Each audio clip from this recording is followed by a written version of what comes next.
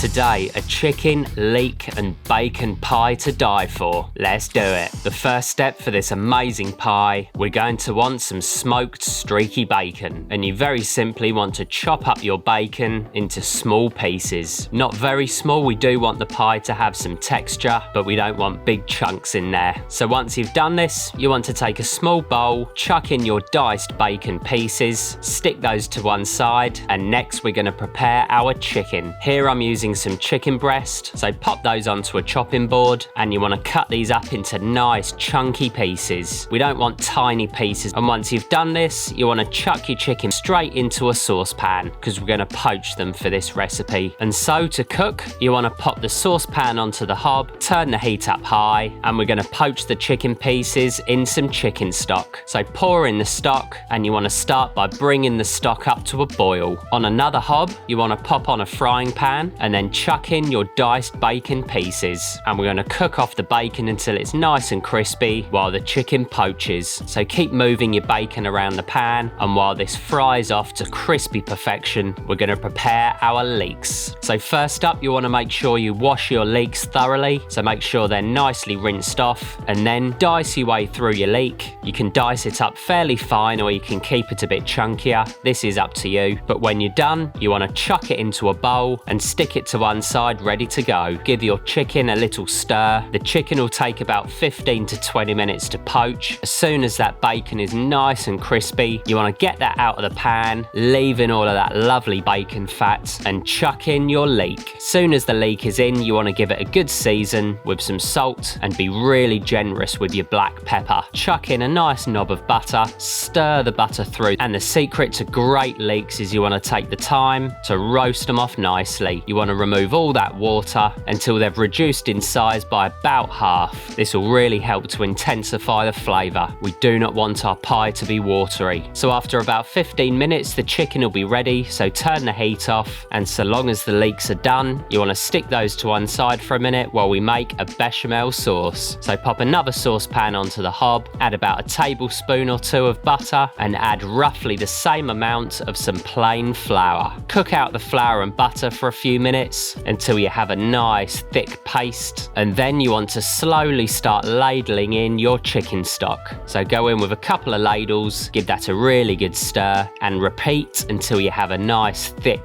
gloopy bechamel sauce. Once the bechamel is starting to get nice and saucy, you want to go in with some full fat milk, add a couple of nice splashes of the milk, stir that through, give it a quick taste, add any more chicken stock or milk for consistency. You want the sauce to be fairly thick, we don't want it thin. Add a little pinch of salt to season, give it one last good stir through, and then we're going to build our pie mix. So pop the leeks back on the hob, chuck in your poached chicken pieces, throw back in your crispy bacon, and then we want some Dijon mustard. Add a nice heaped teaspoon of the Dijon, and then start to pour in your bechamel sauce. So go in with a good few ladles, give it a good stir, add any more bechamel you need, and once the pie mix is ready, you want to stick that to one side to cool down. We're going to use the stock to make a nice light, quick and easy gravy. So pop the stock on a fairly high heat, add about a tablespoon of some plain flour, whisk the flour into the stock, and then just sieve the stock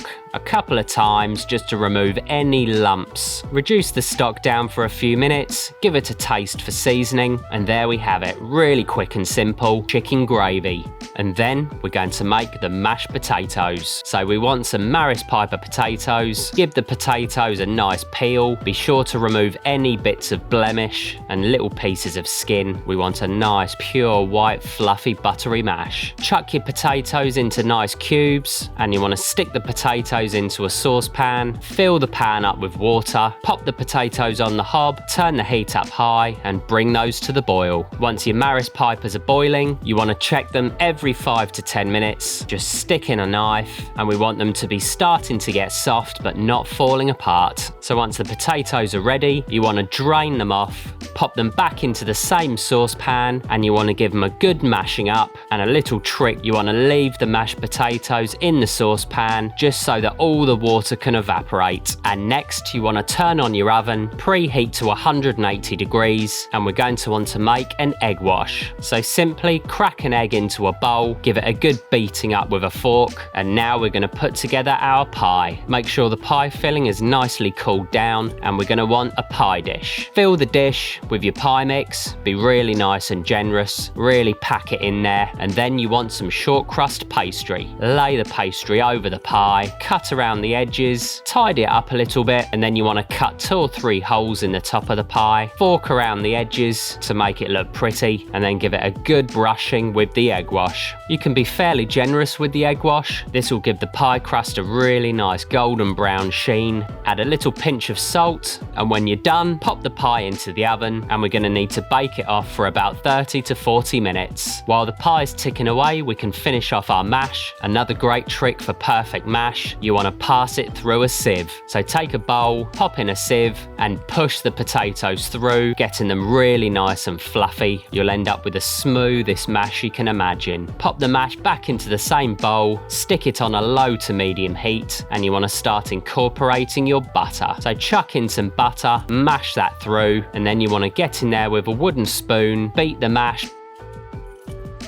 Once it starts to get nice and creamy, we're going to want some milk. So pour in a good splash of your milk, keep mixing away, and when you've got some lovely, smooth, creamy, buttery mash, we're good to go. So once your pie is beautiful golden brown, you want to get that out of the oven, add a lovely slice of the pie to a plate, add a good few dollops of your buttery, creamy mash, and then you want to pour over a touch of that nice chicken gravy. And there we have a real classic. And all that's left to do is to get stuck in. So give it a try, and I'll see you next time.